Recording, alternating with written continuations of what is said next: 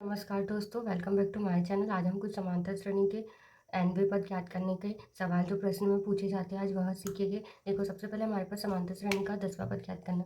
सबसे पहले समांतर श्रेणी का nवें पद का फॉर्मूला क्या होता है? समांतर श्रेणी का nवां पद, इसका मतलब होता है a plus n minus 1 into D. देखो डी क्या है हमारे यहाँ पे?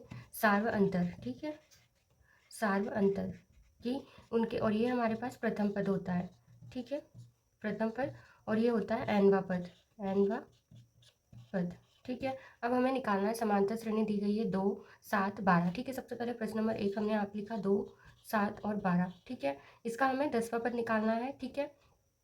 10वां पद का मतलब है कि हमें a 10वां पद चाहिए, ठीक है।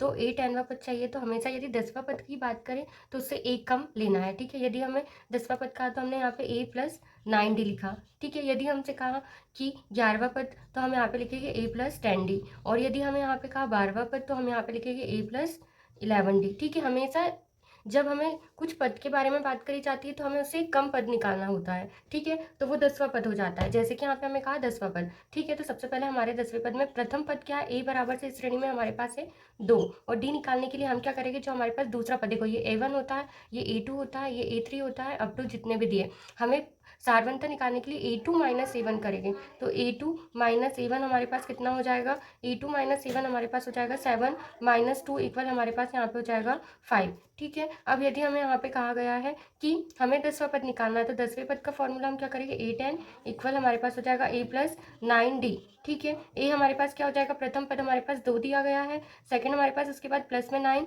डी का अंतर हमारे पास कितना आया? 5 आया। तो हमारे पास 10वां पद कितना हो जाएगा? 9 पंचे 45, तो हमारे पास आंसर कितना हो जाएगा? 47 इस 10वां पद। सेम वैसे ही हम समांतर श्रेणी का पहला पद हमें दिया गया है 5 है, और सार्वंतर कितना है? 4 है, तो इसका 10वां पद बताइए।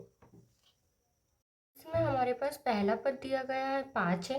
देखो पहला प्रथम पद मीन्स ए हमारे पास कितना हो जाएगा? दूसरे क्वेश्चन का सॉल्व बता रही हूँ। ए हमारे पास कितना है? 5 है। सार्वंतर डी हमारे पास प्रश्न में दिया गया है 4 है, और इसका हमें 10वां पद ज्ञात करना है, ठीक है। 10वां पद मतलब हमें a10 ज्ञात करना है, ठीक है। हमारा फॉर्मूला क्या है? यदि हमसे कहा गया है 10वां पद तो हम क्या करेंगे? a10 बराबर से a प्लस 9d लिखेंगे, ठीक है। डी के साथ उससे एक कमवा पद लिखेंगे। अब हमारे पास प्रथम पद दिया गया है, ठीक है, सार्वंतर भी दिया गया है। सिंपल है, हमें क्या करना है? इसमें अब श्रेणी भी नहीं निकालना है। a10 इक्वल हमारे पास हो जाएगा, a की वैल्यू कितनी है हमारे पास? 5 है, प्लस हमारे पास 9 मल्टीप्लाई डी कितना दिया गया है? 4 दिया गया है, ठीक है। a10 हमारे पास कितना हो जाएगा? 5 प्लस 9 चौक 36 होता है। 36 में यदि हमने 5 को प्लस किया तो हमारे पास कितना हो जाएगा? 41, ठीक है। Answer is 41। तो हमारे पास इसका 10वें पद का आंसर कितना होगा? 41। अब देखो थर्ड क्वेश्चन दिया गया, एक समांतर श्रेणी दी गई है। तीसरे नंबर के प्रश्न में एक समांतर श्रेणी दी गई है 3, 9 और 15 का हमें कौन सा 10वां पद निकालना है। देखो इसका हम प्रथम पद हमारा a बराबर से कितना हो गया? 3 हो गया। डी हमें निकालने के लिए हम क्या करेंगे? दूसरे पद में से पहले पद को घटाएंगे। तो हमने किया a2 माइनस a1 हमारे पास हो जाएगा 9 माइनस 3, तो इसका आंसर कितना हो जाएगा? हमारे पास 6 हो जाएगा, ठीक है। क्लियर है। अब हम क्या करेंगे? इसमें हमें 10वां पद निकालने के लिए कहा है, तो हम यहाँ पे a10 इक्वल क्या करेंगे? 10वें पद की बात करें तो डी के साथ उससे एक कम आएगा, तो हमने लिखा a प्लस यहाँ पे 9d, ठीक है। फिर से a की वैल्यू कितनी दी गई है? 3 दी गई है, यहाँ पे रख दिया। उसके बाद 9 मल्टीप्लाई में 6 लिखा, क्योंकि d हमारे पास कितना निकला है? 6 निकला है, ठीक है। अब हमने यहाँ पे किया 3 प्लस 9 6 54, ठीक है।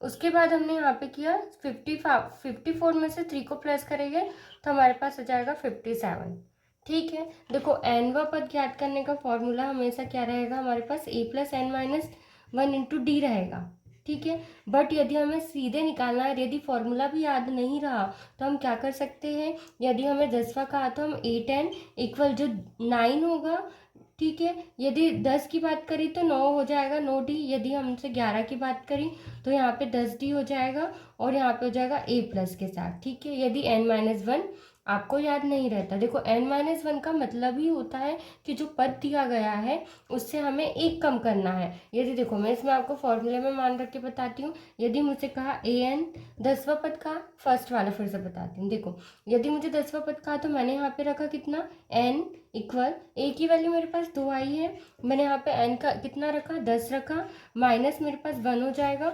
मल्टीप्लाई में d निकालने के लिए मैं क्या करूँगी, a2 माइनस a1 करूँगी, तो यहाँ पे मेरे पास हो जाएगा 7 में से 2 तो 5, ठीक है। यहाँ पे मेरे पास 5 हो जाएगा, तो an बराबर से 2 प्लस 10 में से 1 जाएगा तो 9 बचेगा। मेन वो ही रहेगा, बस इसमें हमारे पास एक स्टेप कम करना पड़ेगा, ठीक है। इसमें क्या हो जाएगा, कभी भी हमसे 51वां पद का, 52वां पद का, 53वां पद का, तो हमें कुछ नहीं करना। 53वां पद का तो an के साथ 53 लगाया और a प्लस इसके साथ 1 कम हो जाएगा, कितना, 52d हो जाएगा। और हमने फॉर्मूले में मान रख के आंसर कर दिया। सबसे सिंपल और सबसे ईजी है। Like share and subscribe.